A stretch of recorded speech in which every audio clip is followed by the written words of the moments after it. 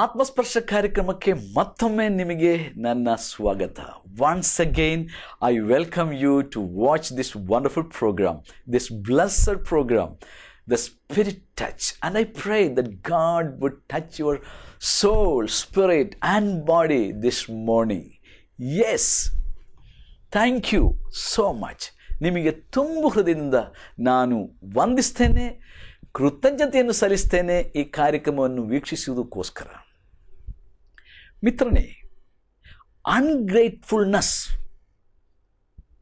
Is A great ಸಿನ್. ಕೃತಜ್ಞತೆ ಇಲ್ಲದೆ ಇರುವಂಥದ್ದು ಅತಿ ಘೋರವಾದ ಪಾಪ, ದೇವರ ಮುಂದೆ ಮಾಡುವಂಥ ದೊಡ್ಡ ತಪ್ಪು ಎಂಬುದು ನಿಮಗೆ ಗೊತ್ತೇ?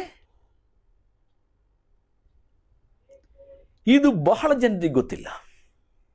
ಆದರೆ ಈ ಬೆಳಿಗ್ಗೆ ನಾನು ನಿಮಗೆ ಹೇಳುವುದಕ್ಕೆ ಬಯಸ್ತೇನೆ, ಕೃತಜ್ಞತಾರಹಿತವಾದಂಥ ಒಂದು ಬಾಳು ಅದು ದೇವರ ಮುಂದೆಯೂ ಬೆಲೆ ಇಲ್ಲದ ಬಾಳಾಗಿದೆ, ಮನುಷ್ಯರ ಮುಂದೆಯೂ ಬೆಲೆ ಇಲ್ಲದ ಬಾಳಾಗಿದೆ. ಸೊ ನಾವು ಕೃತಜ್ಞತೆಯುಳ್ಳವರಾಗಿ ಜೀವಿಸಬೇಕೆಂದು ಅಥವಾ ದೇವರಿಗೂ ಮನುಷ್ಯರಿಗೂ ಕೃತಜ್ಞತೆಯನ್ನು ತಿಳಿಸುವವರಾಗಿ ಮಾಡುವವರಾಗಿ ಈ ಲೋಕ ಜೀವನದಲ್ಲಿ ನಾವು ಇರಬೇಕೆಂದು ದೇವರು ಬಯಸ್ತಾನೆ. We should always remember the good thing that God has done in our life and also the people who have done in our life. Very very important. ಬಹಳ ಮುಖ್ಯವಾದ ಎರಡು ಸಂಗತಿಗಳು. ಸೃಷ್ಟಿಕರ್ತನಾದ ಪರಮಾತ್ಮ ದೇವರು, ಇರುವಾತನಾದ ದೇವರು ನಮ್ಮ ಬಾಳಿನಲ್ಲಿ ಮಾಡಿದಂಥ ಒಂದು ಉಪಕಾರವನ್ನು ಕೂಡ, ಒಂದು ಒಳ್ಳೆಯದನ್ನು ಕೂಡ, ಒಂದು ಅನುಗ್ರಹವನ್ನು ಕೂಡ ನಾವು ಮರೆತು ಬಿಡದೆ ಅವರಿಗೆ ಕೃತಜ್ಞತೆಯುಳ್ಳವರಾಗಿ ನಾವು ನಡೆದುಕೊಳ್ಳಬೇಕೆಂಬುದಾಗಿ ದೇವರು ನಮಗೆ ತಿಳಿಸ್ತಾನೆ. ಯಾಕಂದರೆ ಕೃತಜ್ಞತೆ ಇಲ್ಲದಂಥ ಒಂದು ಬಾಳು ಅದು ಬರಡು ಭೂಮಿಗೆ ಸಮಾನ, ಅದು ಬೆಲೆ ಇಲ್ಲದಂಥ ಒಂದು ಜೀವನ, ಅದು ನೀರಿಲ್ಲದ ಒಂದು ಬಾವಿಗೆ ಸಮಾನ. Ungratefulness, a life with ungrateful heart is not worth to live. It is just like a desert, is like a well without water. ದೇವರು ಅಸಹ್ಯ ಪಡುವಂಥ ಒಂದು ಬಾಳಾಗಿದೆ ಕೃತಜ್ಞತಾರಹಿತವಾಗಿರುವಂಥ ಒಂದು ಬಾಳು. ಈ ಕಾರಣದಿಂದಲೇ ದೇವರು ತನ್ನ ವಚನವಾದ ಸತ್ಯವೇದದಲ್ಲಿ, ಬೈಬಲ್ ಗ್ರಂಥದಲ್ಲಿ ಈ ರೀತಿಯಾಗಿ ಹೇಳಿರುವುದು. ನಾನು ನಿಮಗೋಸ್ಕರವಾಗಿ ಅದನ್ನು ಓದುತ್ತೇನೆ. ಕೀರ್ತನೆ 103. ಕಳೆದ ವಾರದಲ್ಲಿ ಕೂಡ ನಾನು ಇದರ ವಿಷಯದಲ್ಲಿ ಸ್ವಲ್ಪ ಹೊತ್ತು ಮಾತಾಡಿದೆ. ಕೃತಜ್ಞತೆಯನ್ನು ನಾವು ಸಲ್ಲಿಸಬೇಕು ದೇವರಿಗೆ, ಅದೇ ರೀತಿಯಲ್ಲಿ ಮನುಷ್ಯರಿಗೆ ಕೂಡ. ದೇವರು ಮಾಡಿದ ಉಪಕಾರಗಳಿಗೆ, ಆಶೀರ್ವಾದಗಳಿಗೆ, ಅನುಗ್ರಹಗಳಿಗೆ ದೇವರಿಗೆ ನಾವು ಧನ್ಯವಾದಗಳನ್ನು ತಿಳಿಸಬೇಕು. ಅದೇ ರೀತಿಯಲ್ಲಿ ಮನುಷ್ಯರು ನಮಗೆ ಮಾಡುವಂಥ ಆ ಅನುಗ್ರಹಗಳಿಗೆ, ಕೊಡುವಂಥ ಉಪಕಾರಗಳಿಗೆ, ಮಾಡುವಂಥ ಉಪಕಾರಗಳಿಗೆ ಅವರಿಗೆ ನಾವು ಕೃತಜ್ಞತೆಯನ್ನು ಸಲ್ಲಿಸಬೇಕು. ಈಗ ನೋಡ್ರಿ, ನನ್ನ ಮನವೇ ಯೆಹೋವನನ್ನು ಕೊಂಡಾಡು, ಆತನ ಉಪಕಾರಗಳಲ್ಲಿ ಒಂದನ್ನೂ ಮರೆಯಬೇಡ. Bless my soul, bless my soul your God. Forget not one of his benefits. ಸೃಷ್ಟಿಕರ್ತನಾದ ಪರಮಾತ್ಮ ದೇವರು ನಮ್ಮ ಬಾಳಿಗೆ ಮಾಡಿರತಕ್ಕಂಥ ಉಪಕಾರಗಳಲ್ಲಿ ಒಂದನ್ನೂ ಮರೆಯಬೇಡ. There is a beautiful hymn in English. ಆಂಗ್ಲ ಭಾಷೆಯಲ್ಲಿ ಒಂದು ಒಳ್ಳೆಯ ಒಂದು ಸಂಗೀತವಿದೆ. Count your blessings one by one. Count your blessings one by one. And it will surprise you It will surely surprise you what the Lord has done, what the Creator God has done for you. ಅದ್ಭುತನಾದ ಸೃಷ್ಟಿಕರ್ತ ದೇವರು ಮಾಡಿದ ಅದ್ಭುತ ಕಾರ್ಯಗಳನ್ನು ನೋಡಿ ಆಶ್ಚರ್ಯವಾಗ್ತೀಯ. ಆತನು ಮಾಡಿದ ಒಂದೊಂದು ಉಪಕಾರಗಳನ್ನು ನೀವು ಮರೆಯದೆ ನೆನಪು ಮಾಡುವುದಾದರೆ. ಈಗ 103ನೇ ಕೀರ್ತನೆ, Psalm 103 is composed by the king David. ಕ್ರಿಸ್ತ ಪೂರ್ವದಲ್ಲಿ ಇದ್ದಂಥ ಅರಸನಾಗಿದ್ದ ದಾವೀದನು ರಚಿಸಿದಂಥ ಒಂದು ಸಂಗೀತ, ಒಂದು ಕೀರ್ತನೆಯಾಗಿದೆ 103ನೇ ಕೀರ್ತನೆ. ಈ ದಾವೀದನು ಅವನ ಜೀವನದಲ್ಲಿ ಎಷ್ಟೊಂದು ಆಶೀರ್ವಾದಗಳನ್ನು ಪಡೆದುಕೊಂಡನೆಂದು ವರ್ಣನೆ ಮಾಡೋಕ್ಕಾಗಲ್ಲ. ಅಸಂಖ್ಯವಾದ ಆಶೀರ್ವಾದಗಳು, ಕೌಂಟ್ಲೆಸ್, ಅಸಂಖ್ಯವಾದ ಆಶೀರ್ವಾದಗಳು. ಆದ ಕಾರಣ ಈ ಭಕ್ತನು ಸೃಷ್ಟಿಕರ್ತನಾದ ದೇವರಿಂದ ಎಷ್ಟೊಂದು ಆಶೀರ್ವಾದಗಳನ್ನು ಪಡೆದುಕೊಂಡು ಅವನು ದೇವರ ಮುಂದೆ ನೆನಪು ಮಾಡಿಕೊಂಡು ಹೇಳ್ತಾ ಇದ್ದಾನೆ, ಮನವೇ, ನನ್ನ ಮನಸ್ಸೇ, ನನ್ನ ಹೃದಯವೇ, ನನ್ನ ನೆನಪೇ, ದೇವರ ಉಪಕಾರಗಳನ್ನು ನೆನಪು ಮಾಡಿಕೊ. ನೀನದನ್ನು ಒಂದು ಕೂಡ ಮರೆಯದೆ ಇರು. ಅದಕ್ಕಾಗಿ ದೇವರಿಗೆ ಧನ್ಯವಾದಗಳನ್ನು ಸಲ್ಲಿಸು. ದೇವರ ಉಪಕಾರಗಳನ್ನು ಮರೆತು ಬಿಟ್ಟರೆ, ಒಬ್ಬ ಭಕ್ತನು ಹೇಳ್ತಾನೆ, ನನ್ನ ಬಲಗೈ ನನ್ನ ದೇಹದಲ್ಲಿ ಇಲ್ಲ ಎಂಬುದನ್ನು ನಾನು ನೆನಪು ಮಾಡಿಕೊಳ್ಳಲಿ, ಅಥವಾ ನನ್ನ ಬಲಗೈ ನನಗೆ ಇಲ್ಲದ ಹಾಗೇ ಇರಲಿ. ದೇವರ ಉಪಕಾರಗಳನ್ನು ಮರೆತುಕೊಳ್ಳುವಂಥದ್ದು ಅದು ದೊಡ್ಡ ಅಪರಾಧ. ಅನ್ಗ್ರೇಟ್ಫುಲ್ನೆಸ್ ಈಸ್ ದ ಗ್ರೇಟೆಸ್ಟ್ ಸಿನ್. ಅನ್ಗ್ರೇಟ್ಫುಲ್ನೆಸ್. ಈಗ ದೇವರ ವಚನವಾದ ಸತ್ಯವೇದದಲ್ಲಿ ನಾವು ರೋಮಾಪುರದವರಿಗೆ ಬರೆದ ಪುಸ್ತಕ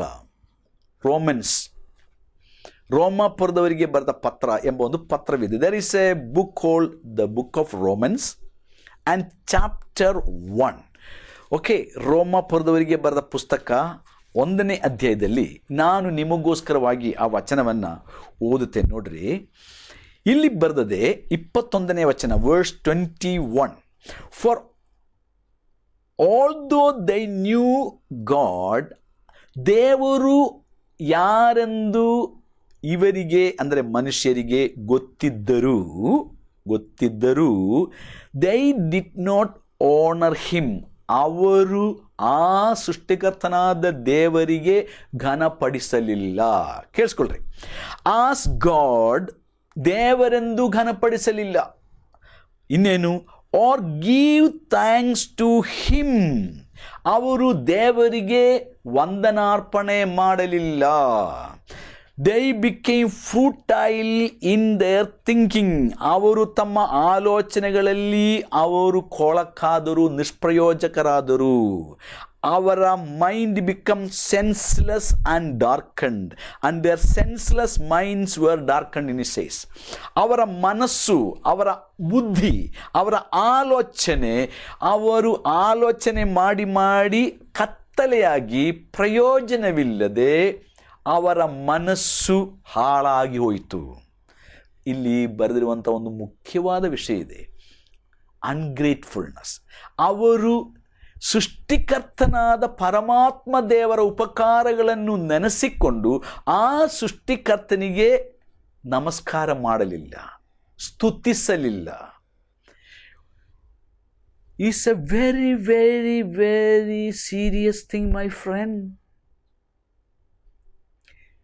ದೇವರು ಒಬ್ಬನು ಇದ್ದಾನೆ, ಸೃಷ್ಟಿಕರ್ತ ಒಬ್ಬ ದೇವರು ಇದ್ದಾನೆ ಎಂಬುದು ಎಲ್ಲರಿಗೂ ಗೊತ್ತಿದೆ ಇವತ್ತು. No doubt about it. Everyone in the whole world, they know that there is a true and living God. Even the atheist, ದೇವರು ಇಲ್ಲ ಎಂದು ಹೊಗಳುವ ಅಥವಾ ಪ್ರಸಂಗಿಸುವ ನಾಸ್ತಿಕನು ಕೂಡ ದೇವರಿದ್ದಾನೆ ಅಂತ ಹೇಳ್ತಾನೆ. ದೇವರು ಇಲ್ಲ ಎಂದು ವಾದ ಮಾಡುವಂಥ ನಾಸ್ತಿಕರು ಅಥವಾ ದೇವರು ಇಲ್ಲ ಎಂಬುದಾಗಿ ಪ್ರೂಫ್ ಮಾಡುವುದಕ್ಕೆ ರಾತ್ರಿ ಹಗಲು ಪ್ರಯಾಸ ಪಡುವಂಥ ಅನೇಕ ವಿಜ್ಞಾನಿಗಳು ಕೂಡ ದೇವರು ಇದ್ದಾನೆ ಎಂಬುದಾಗಿ ಪರೋಕ್ಷವಾಗಿ ಒಪ್ಪಿಕೊಳ್ಳುತ್ತಾರೆ. ಇತ್ತೀಚೆಗೆ ನಡೆದಂಥ ವಿಜ್ಞಾನದ ಆ ಒಂದು ತನಿಖೆಗಳು ಅದು ನಮಗೆ ಹೇಳುತ್ತದೆ ಈ ಪ್ರಪಂಚ ಸೃಷ್ಟಿಯಾದುದು ಹೇಗೆ ಎಂಬುದಾಗಿ. ಎಷ್ಟೊಂದು ಕೋಟಿಗಟ್ಟಲೆ ಹಣ ಖರ್ಚು ಮಾಡಿ ವಿಜ್ಞಾನಿಗಳು ಎಕ್ಸ್ಪೆರಿಮೆಂಟ್ ಮಾಡಿದ್ದಾರೆ, ಪರಿಶೋಧನೆ ಮಾಡಿದ್ದಾರೆ, ಭೂಗರ್ಭದೊಳಗೆ ಸ್ಫೋಟನ ಮಾಡಿದ್ದಾರೆ. ದ ಬಿಗ್ ಬ್ಯಾಂಗ್ ಥಿಯರಿ ಎಂದು ಹೇಳಿ ಇವತ್ತು ಲೋಕದಲ್ಲಿ ಎಲ್ಲರಿಗೂ ಗೊತ್ತಿರುವಂಥ ವಿಷಯ. ಭೂಗರ್ಭದಲ್ಲಿ ದೊಡ್ಡ ಸ್ಫೋಟವನ್ನು, ಆಟಮ್ ಅನ್ನು ಸ್ಫೋಟಿಸಿ ಈ ಪ್ರಪಂಚ ಉಂಟಾದದ್ದು ಹೇಗೆ ಎಂಬುದಾಗಿ ಪತ್ತೆ ಮಾಡೋದಕ್ಕೋಸ್ಕರ 50 ಲಕ್ಷ ಕೋಟಿ ರೂಪಾಯಿಗಳು ಹಣ ಖರ್ಚು ಮಾಡಿದರೂ ಕೂಡ ಕೊನೆಗೆ ಅವರು ಹೇಳಿದ ಮಾತು, there was a thing called God's particle. ಈ ನಾಸ್ತಿಕರಾಗಿರತಕ್ಕಂಥ ವಿಜ್ಞಾನಿಗಳು ಹೇಳಿದ ಮಾತು ಗಾಡ್ಸ್ ಪಾರ್ಟಿಕಲ್, ದೇವ ಕಣ. ಅವರು ಆ ಕಣಕ್ಕೆ ಕೊಟ್ಟ ನಾಮಕರಣ ದೇವ ಕಣ, God's particle. You must listen to that. You know, these scientists, they don't want to believe that God has created everything. So they spend millions and millions of dollars and they, you know, try to discover how this universe came into existence. And at the end, this is the confession which this scientific body, the body of scientists have made. They said, God's particle exploded. God's particle exploded. ಅಲ್ಲಿ ಕೂಡ ಅವರು ಹೇಳುವಂಥದ್ದೇನು, ದೇವ ಕಣ. ದೇವರು ಇಲ್ಲ, ದೇವರನ್ನು ನಂಬುವುದಿಲ್ಲ ನಾವು, ಇದು ದೇವರ ಸೃಷ್ಟಿಯಲ್ಲ, ಇವೆಲ್ಲವೂ ಹಾಗೆ ಇದ್ದಕ್ಕಿದ್ದಂಗೆ ಉಂಟಾದದ್ದು ಎಂಬುದಾಗಿ ಪ್ರೂಫ್ ಮಾಡೋದಕ್ಕೋಸ್ಕರ ಕೋಟಿಗಟ್ಟಲೆ ಹಣ ಖರ್ಚು ಮಾಡಿ ಸ್ಫೋಟನೆ ಮಾಡಿದಂಥ ಈ ವಿಜ್ಞಾನಿಗಳು ಹೇಳಿದೇನು, ಅವರ ಮೊದಲನೇ ಮಾತಿನಲ್ಲಿ ಅವರು ಹೇಳಿದ್ದು ದೇವ ಕಣ ಸ್ಫೋಟವಾಯಿತು. ಆ ಕಣಕ್ಕೆ ಅವರು ಹೇಳಿದಂಥ ನಾಮಕರಣ ದೇವಕಣ. ಹಾಗಾದರೆ ದೇವರು ಇಲ್ಲ ಎಂಬುದಾಗಿ ವಾದ ಮಾಡುವುದಕ್ಕೋಸ್ಕರ ಪ್ರಯಾಸ ಪಡುವವರು ಕೂಡ ದೇವರಿದ್ದಾನೆ ಎಂಬುದಾಗಿ ತಾನೇ ಒಪ್ಪಿಕೊಳ್ಳುವುದು. Everybody knows that there is a creator God. ಭೂಮಿಯ ಮೇಲಿರುವಂಥ ಪ್ರತಿ ಮನುಷ್ಯನಿಗೂ ಗೊತ್ತಿದೆ, ಕಮ್ಯುನಿಸ್ಟ್ನವನಿಗೂ ಗೊತ್ತಿದೆ, ಅಲ್ಲದವನಿಗೂ ಗೊತ್ತಿದೆ, ನಾಸ್ತಿಕನಿಗೂ ಗೊತ್ತಿದೆ, ದೇವರಿದ್ದಾನೆ ಎಂದು ನಂಬುವವರಿಗೂ ಗೊತ್ತಿದೆ ನಿಜ ದೇವರೊಬ್ಬನಿದ್ದಾನೆ. ಆದರೆ ಆ ದೇವರು ಯಾರೆಂಬುದಾಗಿ ಅವರಿಗೆ ಗೊತ್ತಿರಕ್ಕಿಲ್ಲ. ಬಹುಶಃ ನಿಜ ದೇವರು ಸೃಷ್ಟಿಕರ್ತನು, ಕಣ್ಣಿಗೆ ಕಾಣದಿರತಕ್ಕಂಥ ದೇವರು, ಎಲ್ಲವನ್ನು ಅಖಿಲಾಂಡವನ್ನು ಉಂಟು ಮಾಡಿದವನು. ಅವನನ್ನು ನಾವು ಸೃಷ್ಟಿ ಮಾಡೋಕ್ಕಾಗಲ್ಲ. ಅವನು ನಮ್ಮನ್ನು ಸೃಷ್ಟಿ ಮಾಡಿದ್ದಾನೆ. ಅವನಿಗೆ ನಾವು ರೂಪ ಕೊಡೋಕ್ಕಾಗಲ್ಲ. ಅವನು ನಮಗೆ ರೂಪ ಕೊಟ್ಟಿದ್ದಾನೆ. ತನ್ನ ಸ್ವರೂಪದಲ್ಲಿ ನನ್ನನ್ನು ನಿಮ್ಮನ್ನು ಸೃಷ್ಟಿ ಮಾಡಿದ್ದಾನೆ. God has created you and me in His own image. We cannot make an image of God. Even if you make, that cannot be a God. We cannot make God, but God made us. We cannot give a form to God, but God has formed us. We must know that God, and that God is the creator God. ಆ ದೇವರು ಸೃಷ್ಟಿಕರ್ತನಾಗಿದ್ದಾನೆ. ಆ ಸೃಷ್ಟಿಕರ್ತನಾದ ದೇವರು ಪಾಪಕ್ಕೆ ಒಳಗಾಗಿ, ಶಾಪಕ್ಕೆ ಒಳಗಾಗಿ, ಪಿಶಾಚಿಗೆ ಅಧೀನರಾಗಿ, ಗುಲಾಮರಾಗಿ, ಪಿಶಾಚಿಯ ಇಚ್ಛೆಯಂತೆ ನಡೆಯುತ್ತಿರುವಂಥ ನಮ್ಮನ್ನು ವಿಮೋಚಿಸುವುದಕ್ಕೋಸ್ಕರ, ಮೋಕ್ಷಿಸುವುದಕ್ಕೋಸ್ಕರ ಪರಲೋಕವನ್ನು ಬಿಟ್ಟು ಈ ಲೋಕಕ್ಕೆ ಮನುಷ್ಯ ಜನ್ಮ ತಾಳಿ ಬಂದ ಆತನೇ ಯೇಸು ಕ್ರಿಸ್ತನು. ಆತನು ನಮ್ಮ ಜಾಗವೊಂದಲ್ಲಿ ನಮಗೋಸ್ಕರ ನಮ್ಮಂತೆ ಆ ದೊಡ್ಡ ಭಯಂಕರವಾದ ಘೋರವಾದ ಸಾವನ್ನು ಅಪ್ಪಿಕೊಂಡನು.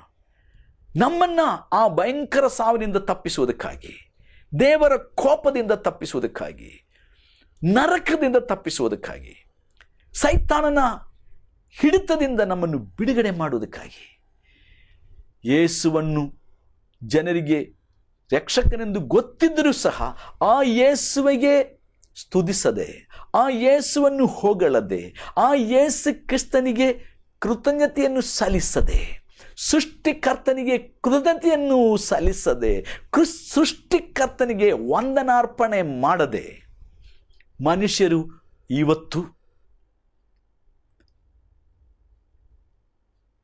ದೇವರಿಗೆ ಬೆನ್ನು ತೋರಿಸ್ತಾ ಇದ್ದಾನೆ. ಇದು ಬಹಳ ದೊಡ್ಡ ಪಾಪ ಎಂಬುದನ್ನು ಈ ಬೆಳಿಗ್ಗೆ ನಾನು ನಿಮಗೆ ತಿಳಿಸಲಿಕ್ಕೆ ಇಷ್ಟಪಡುತ್ತೇನೆ.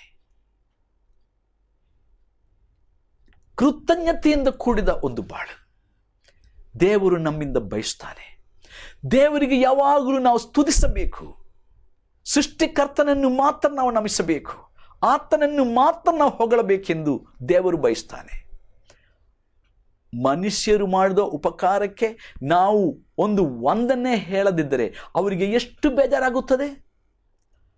ಹಾಗಾದರೆ ಸೃಷ್ಟಿಕರ್ತನಾದ ದೇವರಿಗೆ ನಾವು ಕೃತಜ್ಞತೆ ಇಲ್ಲದೆ ನಾವು ಜೀವಿಸುವಾಗ ಆತನ ಮನಸ್ಸಿಗೆ ಎಷ್ಟೊಂದು ನೋವಾಗುತ್ತದೆ. ಖಂಡಿತ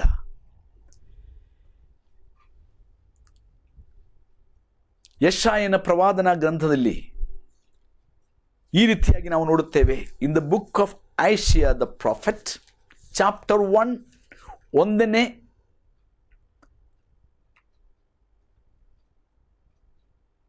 ಅಧ್ಯಾಯ chapter 1 and verse 3 it says, I will read it for you. 1ನೇ ಅಧ್ಯಾಯದ ಯೆಶಾಯನ ಪುಸ್ತಕ 1ನೇ ಅಧ್ಯಾಯ ಅದರ 2ನೇ ವಾಕ್ಯದಲ್ಲಿ, ಆಕಾಶ ಮಂಡಲವೇ ಆಲಿಸು. ದೇವರು ಹೇಳ್ತಾ ಇದ್ದಾನೆ ಈ ಪ್ರವಾದಿಯ ಮೂಲಕವಾಗಿ. ಕ್ರಿಸ್ತ ಪೂರ್ವದಲ್ಲಿ ಸುಮಾರು 750-800 ವರ್ಷಗಳ ಹಿಂದೆ ಬದುಕಿದ್ದಂಥ ಈ ಪ್ರವಾದಿಯ ಮೂಲಕವಾಗಿ ದೇವರು ಹೇಳಿದ ಮಾತು, ಆಕಾಶ ಮಂಡಲವೇ ಆಲಿಸು, ಭೂಮಂಡಲವೇ ಕೇಳು. ಯೆಹೋವನು ಇರುವಾತನಾದ ಸೃಷ್ಟಿಕರ್ತನು ಸತ್ಯದೇವರು ಮಾತಾಡುತ್ತಿದ್ದಾನೆ. ನಾನು ಸಾಕಿ ಸಲಹಿದ ಮಕ್ಕಳೇ ನನಗೆ ದ್ರೋಹ ಮಾಡಿದ್ದಾರೆ. ದೇವರ ಮಕ್ಕಳ ವಿಷಯದಲ್ಲಿ ಅಥವಾ ಮನುಷ್ಯರಾದ ಎಲ್ಲರ ವಿಷಯದಲ್ಲಿ, ಈಗ ಇಸ್ರಾಯೇಲ್ ಎಂಬ ದೇವರ ಸ್ವಂತ ಜನರ ವಿಷಯದಲ್ಲಿ ಮಾತ್ರವಲ್ಲ ದೇವರಲ್ಲಿ ಹೇಳುವುದು, ನನಗೆ ನಿಮಗೆ ಹೇಳುತ್ತಾ ಇದ್ದಾನೆ. ದೇವರ ಸೃಷ್ಟಿಗಳು ನಾವು, ದೇವರ ಮಕ್ಕಳು ನಾವು, ಅಥವಾ ದೇವರ ಮಕ್ಕಳಾಗಿ ನಡೆಯಬೇಕಾದ ನಾವು. ಈಗ ದೇವರು ಹೇಳುತ್ತಾ ಇದ್ದಾನೆ, ಎತ್ತು ಯಜಮಾನನನ್ನು, ಕತ್ತೆ ಒಡೆಯನ ಕೊಟ್ಟಿಗೆಯ ಗೋದಲಿಯನ್ನು ತಿಳಿದಿರುವವು. ನನ್ನ ಪ್ರಜೆಯು ಆಲೋಚಿಸುವುದಿಲ್ಲ, ಇಸ್ರಾಯೇಲ್ ಜನರಿಗೋ ತಿಳುವಳಿಕೆ ಇಲ್ಲ. ಕ್ರಿಸ್ತ ಪೂರ್ವದಲ್ಲಿ ಸೃಷ್ಟಿಕರ್ತನಾದ ಇರುವಾತನಾದ ಯೆಹೋವ ದೇವರನ್ನು ಅನುಸರಿಸ್ತಾ ಇದ್ದಂಥ, ಹಿಂಬಾಲಿಸ್ತಾ ಇದ್ದಂಥ ಇಸ್ರಾಯೇಲ್ ಜನಾಂಗದವರು ಆ ದೇವರನ್ನು ಮರೆತು ಬಿಟ್ಟು ಅವರು ತಮ್ಮ ಕೈ ಕೆಲಸವಾಗಿರತಕ್ಕಂಥ ಬೊಂಬೆಗಳನ್ನು ದೇವರಂದಿಟ್ಟುಕೊಂಡು ಕೈ ಮುಗಿಯುತ್ತಿದ್ದಾಗ, ಅವುಗಳಿಗೆ ಯಜ್ಞ ನೈವೇದ್ಯಗಳನ್ನು ಸಲ್ಲಿಸುತ್ತಿದ್ದಾಗ, ಅವುಗಳಿಗೆ ಪೂಜೆ ಪುನಸ್ಕಾರಗಳನ್ನು ಮಾಡುತ್ತಿದ್ದಾಗ, ಅವುಗಳ ಮುಂದೆ ಅಡ್ಡ ಬಿದ್ದು ಯಜ್ಞ ಹೋಮಗಳನ್ನು ಮಾಡುತ್ತಿದ್ದಾಗ ದೇವರು ದುಃಖದಿಂದ ವೇದನೆಯಿಂದ ಹೇಳ್ತಾ ಇದ್ದಾನೆ ಈ ಪ್ರವಾದಿಯ ಮೂಲಕವಾಗಿ, ನನ್ನ ಜನರಿಗೆ ನನ್ನ ಬಗ್ಗೆ ತಿಳುವಳಿಕೆ ಇಲ್ಲ. ಇದು ಇಸ್ರಾಯೇಲ್ ವಿಷಯದಲ್ಲಿ ಮಾತ್ರವಲ್ಲ, ಇವತ್ತು ಭೂಲೋಕದಲ್ಲಿರುವಂಥ ಎಲ್ಲ ಜಾತಿ ಜನಾಂಗಗಳ ಕುರಿತಾಗಿ ದೇವರು ಹೇಳ್ತಾ ಇದ್ದಾನೆ. ಸೃಷ್ಟಿಕರ್ತರನ್ನು ಮರೆತು ಬಿಟ್ಟಂತ ಎಲ್ಲರನ್ನು ನೋಡಿ ದೇವರು ಇವತ್ತು ಹೇಳ್ತಾ ಇದ್ದಾನೆ, ನನ್ನ ಜನರಿಗೆ ತಿಳುವಳಿಕೆ ಇಲ್ಲ, ಮನುಷ್ಯರಿಗೆ ತಿಳುವಳಿಕೆ ಇಲ್ಲ. ಎತ್ತಿಗೆ ತಿಳುವಳಿಕೆ ಇದೆ, ಕತ್ತೆಗೆ ತಿಳುವಳಿಕೆ ಇದೆ. ಯಜಮಾನನು ಯಾರು? ಅವನಿಗೆ ಆ ಒಂದು ಕತ್ತೆಗೆ ಆಹಾರ ಕೊಡುವಂತ ಅಥವಾ ಎತ್ತಿಗೆ ಹುಲ್ಲು ಆಪು ಹಾಕುವಂಥ ಯಜಮಾನನು ಯಾರು? ಅದರ ಮನೆ ಯಾವುದು? ಅದರ ಕೊಟ್ಟಿಗೆ ಯಾವುದು? ಅದಕ್ಕೆ ಗೊತ್ತಿದೆ. ಆದರೆ ದೇವರ ಸ್ವರೂಪದಲ್ಲಿ, ದೇವರ ಹೋಲಿಕೆಗೆ ಸರಿಯಾಗಿ ಸೃಷ್ಟಿ ಮಾಡಲ್ಪಟ್ಟ ಮನುಷ್ಯರಿಗೆ ಸೃಷ್ಟಿಕರ್ತನ ತಿಳುವಳಿಕೆ ಇಲ್ಲ. ಮನುಷ್ಯರಿಗೆ ಸೃಷ್ಟಿಕರ್ತನಿಗೆ ಕೃತಜ್ಞತೆ ಸಲ್ಲಿಸ್ತಾ ಇಲ್ಲ.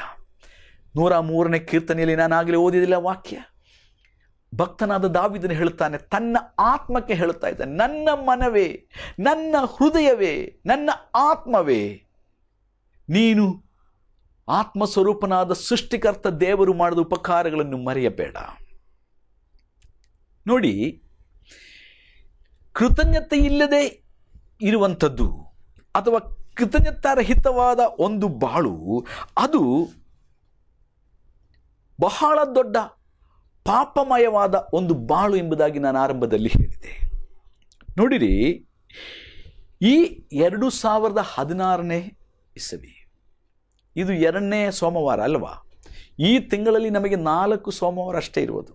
ಈ 4 ಸೋಮವಾರವೂ ಬೆಳಗಿನ ಜಾವ 6:30ಗೆ ಸರಿಯಾಗಿ ನಾನು ಬಿಗ್ ಜೆಯಲ್ಲಿ ಮಾತಾಡ್ತೇನೆ. 6 ಗಂಟೆಗೆ ಸರಿಯಾಗಿ V4 ನ್ಯೂಸ್ ಚಾನಲ್ಲಿಯೂ ನಾನು ಮಾತಾಡ್ತೇನೆ. ಈ ನನ್ನ ಪ್ರಿಯ ವೀಕ್ಷಕರೇ, ಕಳೆದ ಎಲ್ಲ ವರ್ಷಗಳಲ್ಲಿಯೂ ನೀವು ಹುಟ್ಟಿದ ಆ ದಿನದಿಂದ ಈ ದಿನದವರೆಗೂ, ಈ ಗಳಿಗೆಯವರೆಗೂ ದೇವರು ನಿಮ್ಮ ಬಾಳಿನಲ್ಲಿ ಎಷ್ಟೊಂದು ಆಶೀರ್ವಾದಗಳನ್ನು ಮಾಡಿರುತ್ತಾನೆ. ಅದನ್ನು ನೆನಪು ಮಾಡಿಕೊಂಡು ನೀವು ದೇವರಿಗೆ ಕೃತಜ್ಞತೆ ಎಂಬ ಯಜ್ಞವನ್ನು ಸಲ್ಲಿಸ್ತಾ ಇದ್ದೀರಾ? ದೇವರಿಗೆ ಕೃತಜ್ಞತೆ ಎಂಬ ಯಾಗವನ್ನು ಕೊಡ್ತಾ ಇದ್ದಾನ? ದೇವರಿಗೆ ಬೇಕಾದ್ದು ಕಾಯಿ, ಕಾಸು, ಕುರಿ, ಕೋಣ, ಕೋಳಿ ಇದು ಯಾವುದೂ ಅಲ್ಲ. ದೇವರಿಗೆ ಬೇಕು, ಏನು ಬೇಕು? ನಿಮ್ಮ ಹೃದಯಪೂರ್ವಕವಾದಂಥ ಕೃತಜ್ಞತೆ ಎಂಬ ಯಜ್ಞ ಬೇಕು, ಕೃತಜ್ಞತೆ ಎಂಬ ನೈವೇದ್ಯ ಬೇಕು, ಕೃತಜ್ಞತೆ ಎಂಬ ಯಾಗ ಬೇಕು. ದೇವರು ತನ್ನ ಆಜ್ಞೆಯು ಕೊಡುವ ಆಜ್ಞೆಯು ಇದಾಗಿದೆ. ನೀನು ನನ್ನ ಸನ್ನಿಧಿಯಲ್ಲಿ ಬಂದು ನಾನು ನಿನಗೆ ಮಾಡಿದ ಉಪಕಾರಗಳನ್ನು ನೆನಪು ಮಾಡಿಕೊ, ಒಂದನ್ನು ಮರೆಯಬೇಡ, ಒಂದನ್ನು ಮರೆಯಬೇಡ. ನೋಡಿರಿ, ನೀವು ಹುಟ್ಟಿದ ದಿವಸದಿಂದ ಎಷ್ಟೊಂದು ಲೀಟರ್, ಎಷ್ಟೊಂದು ಗ್ಯಾಲನ್ ಆಕ್ಸಿಜನ್, ಪ್ರಾಣವಾಯುವನ್ನು ನೀವು ಶ್ವಾಸ ಮಾಡ್ತಾ ಇದ್ದೀರಿ. ನಿಮಗೆ ಗೊತ್ತದೆ ಲೆಕ್ಕ? ಇವತ್ತು ನಿಮಗೆ ಏನಾದರೂ ಸೀರಿಯಸ್ ಕಾಯಿಲೆಯಾಗಿ ನೀವು ಆಸ್ಪತ್ರೆಯಲ್ಲಿ ಅಡ್ಮಿಟ್ ಆದರೆ, ಒಂದು ವೇಳೆ ನಿಮಗೆ ಆಕ್ಸಿಜನ್ ಬೇಕು, ಪ್ರಾಣವಾಯು ಬೇಕು ಎಂದು ಡಾಕ್ಟರ್ ಹೇಳಿದರೆ, ಒಂದು ಸಿಲಿಂಡರ್ ನೀವು ತಗೋಬೇಕಾದರೆ ನಿಮಗೆ 700ರಿಂದ 800 ರೂಪಾಯಿ ಖರ್ಚು ಮಾಡಬೇಕು.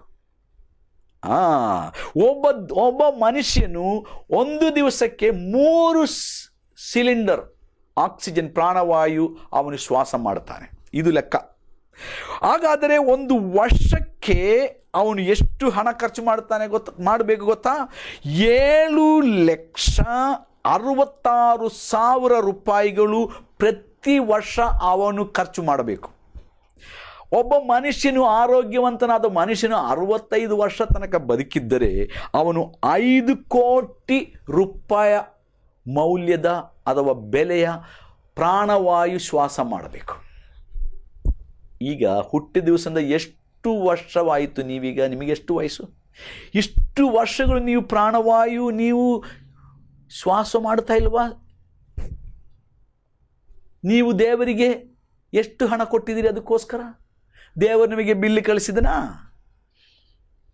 ನಿಮಗೆ AC ಇರಬಹುದು, ಕೂಲಾದಂಥ ಆ ಒಂದು ಹವಕ್ಕೋಸ್ಕರವಾಗಿ ನೀವು ಎಷ್ಟು ಹಣ ಖರ್ಚು ಮಾಡ್ತೀರಿ? ಕರೆಂಟಿಗೆ ಎಷ್ಟು ಬಿಲ್ ಆಗ್ತಾ ಇದೆ? ನಿಮಗೆ ಎಷ್ಟೊಂದು ನೀರಿನ ಬಿಲ್ ಬರ್ತದೆ? ಯೋಚನೆ ಮಾಡ್ರಿ. ದೇವರು ನಿಮಗೆ ಎಷ್ಟೊಂದು ಮಳೆ ನೀರು ಕೊಡ್ತಾ ಇದ್ದಾನೆ, ದೇವರು ನಿಮಗೆ ಎಷ್ಟೊಂದು ಬಿಸಿಲು ಕೊಡ್ತಾ ಇದ್ದಾನೆ. ಸೃಷ್ಟಿಕರ್ತನೆ ಅದು ಕೊಡ್ತಾ ಇರೋದು. ಸೂರ್ಯನ ದೇವರಲ್ಲ, ಸೂರ್ಯನನ್ನು ಮಾಡಿದವನು ದೇವರು. ಆ ಸೂರ್ಯನಿಂದ ನಿಮಗೆ ಬರುವಂಥ ತಾಪ, ಆ ಒಂದು ಆ ಬಿಸಿಲು, ಆ ಒಂದು ಪ್ರಕಾಶ, ಇದಕ್ಕೆಲ್ಲ ದೇವರನ್ನು ಬಿಲ್ಲು ಕಳಿಸ್ತಾ ಇದ್ದಾನ? ಆ ಸೃಷ್ಟಿಕರ್ತನಿಗೆ ನೀವು ಕೃತಜ್ಞತೆ ಹೇಳ್ತೀರಾ? ನಿಮ್ಮ ತಂದೆ ತಾಯಿರಿಗಾಗಿ ಕೃತಜ್ಞತೆ ಹೇಳ್ತೀರಾ?